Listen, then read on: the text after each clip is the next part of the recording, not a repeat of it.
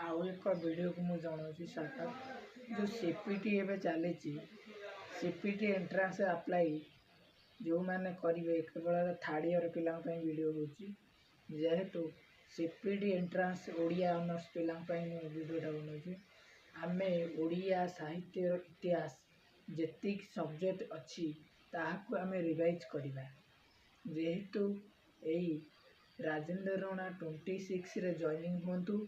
Joining हैला परे ओडिया साहित्य इतिहास जेतिक सब्जेक्ट अच्छी आमे गोटे गोटे बाइची बा रिवाइज करवा कौन रही कौ भाया क्वेश्चन बेसिब एंट्रांस रे ताहा सब जानिबा।